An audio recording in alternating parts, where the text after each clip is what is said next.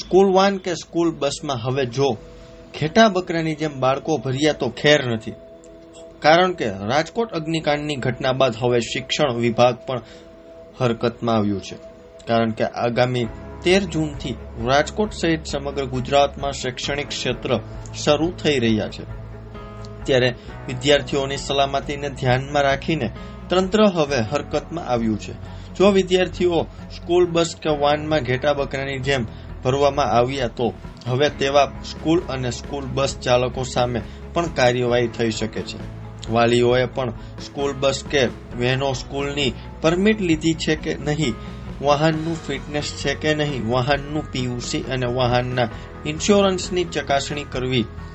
જો કે તંત્ર દ્વારા પણ સમયાંતરે ચેકિંગ હાથ ધરવામાં આવશે અને જો નિયમની ઉપર વટ જઈને બાળકોને બસ કે વેનની અંદર બેસાડવામાં આવ્યા હશે તો સ્કૂલ સામે વેન કે બસ ચાલક અને સામે કાયદેસરની કાર્યવાહી હાથ ધરવામાં આવશે.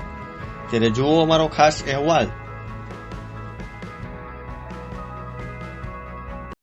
જે રીતે આપણે આ જે અગ્નિકાંડ બન્યો છે એ રીતે આપની જે બાળકો જે હોય એ સ્કૂલ રિક્ષામાં કે સ્કૂલ વાનમાં જતા હોય અને એમાં પણ એવા બનાવ ના બને તેની સાવચેતવી રાખવી આપણે જાહેર જનતાએ ખૂબ જરૂરી છે. જ્યારે તમે તમારા બાળકને સ્કૂલ રિક્ષામાં કે સ્કૂલ વાનમાં મોકલો છો તો ખાસ કરીને એ વાહને સ્કૂલની પરમિટ લીધેલી છે કે નથી એ ચકાસી લેવું, વાહનનું ફિટનેસ છે કે નથી એ પણ ચકાસવું, વાહનનું પીયુસી ચકાસવું અને વાહનનું ઇન્સ્યોરન્સ ચકાસવું. હું તમને જણાવી દઉં કે જે તમે ઓટો રિક્ષાની અંદર મોકલો છો અને સ્કૂલ પરમિટ લીધેલી હોય તો જો રિક્ષાની જે સિટિંગ કેપેસિટી છે 3ની અને જો તમારું બાળક 12 વર્ષ કરતાં નાનું હોય અને બધા બાળક 12 વર્ષ કરતાં નાના હોય તો એની અંદર 3+3 એટલે કે 6 બાળકો બેસી શકે. અને એવી જ રીતે આપણે સ્કૂલ વાનની વાત કરીએ તો સ્કૂલ વાનની અંદર જે એની સિટિંગ કેપેસિટી 7 હોય અને 12 વર્ષ કરતાં નાના બાળકો હોય તો એ સિટિંગ કેપેસિટીની ડબલ થઈ જાય એટલે કે 14 બાળકો એની અંદર બેસી શકે. એટલે ખાસ કરીને આપણે એ ધ્યાન અને તકેદારી રાખવી જોઈએ કે આપણું બાળક સેફ પ્લેસમાં જાય છે કે નથી જતું, કે સેફ વાહનમાં જાય છે કે નથી જતું. જો તમારા તરફથી પણ આ તકેદારી રાખવામાં આવશે તો આપણે ઘણું બધું આવા બનાવ થતા બચાવી શકીશું.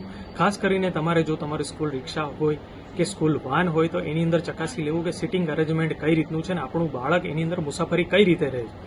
સૌથી પહેલી વાત તો આપણે એ કરીએ કે ગ્રાઉન્ડ લેવલ પરથી સૌથી પહેલાં તમે જે બાળકને બેસાડો છો એ વાહનની ચકાસણી આપણે કરવી ખૂબ જ જરૂરી છે અને જે ચકાસણી થયા બાદ જ વ્હીકલની અંદર આપણે બાળકને બેસાડવું જોઈએ. અત્રેની કચેરી દ્વારા પણ સદંતર ચેકિંગ કરવામાં આવશે અને આકરા પગલાં લેવામાં આવશે. જો આવું કોઈ પણ પ્રકારનું વાહન પકડાશે તો એને ડિટેન કરી અને એમનું લાયસન્સ પણ સસ્પેન્ડ કરવાની કાર્યવાહી કરવામાં આવશે. સર, અત્યારે રાજકોટ શહેરમાં આવા વાહનો કેટલા રજીસ્ટર્ડ? જી જરૂર, ચોક્કસ. તો એમના તમને જણાવી દઉં કે અત્યારે જે બસ છે, ઇકો છે અને જે બીજા બધા વાહનો છે, સ્કૂલ શૈક્ષણિક સંસ્થાઓ છે, એમ કરીને જે વાહનો અત્યારે નોંધાયેલા છે અત્યારે આશરે 2000ની આસપાસ વાહનોની નોંધણી થયેલી છે. પરંતુ અમુક જે વાહનો જે નોંધાયા નથી તો એની તકેદારી પણ રાખવી ખૂબ જ જરૂરી છે અને આવા જે વાહનો નોંધણી થયેલા નથી એના પર આકરા પગલાં લેવામાં આવશે. સર, અત્યાર સુધીમાં કેટલા આવા વાહનોના જે ચાલકો છે તેના પ્રત્યે પગલાં લેવાના? જી જરૂર, ચોક્કસ. એમાં તમને હું જણાવી દઉં કે દરરોજની જે ડ્રાઈવો થતી હોય છે અને કોઈક વાર અમે સ્કૂલ ડ્રાઈવ પણ કરતા હોય છે અને ઘણા પ્રકારના જે આવા વાહનો છે, ઓટો રિક્ષા છે, સ્કૂલ વાન છે, એમને પણ દંડની કાર્યવાહી કરવામાં આવતી હોય છે. ખાસ સર, જે ગેસ કીટ છે એના પર બેઠક વ્યવસ્થા જે છે તે કરવામાં આવ્યું છે બાળક માટેની, એના માટેના કંઈ ગાઈડલાઈન કે કંઈ નોર્મ્સ?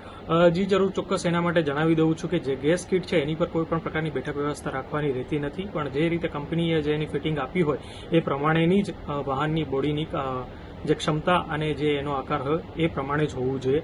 જો આવી રીતે કોઈ પણ પ્રકારનું અલગથી ફિટમેન્ટ કરેલું કે ઉપર સિટિંગ અરેન્જમેન્ટ કરેલું હશે તો એની પર પણ કાર્યવાહી કરવામાં આવશે.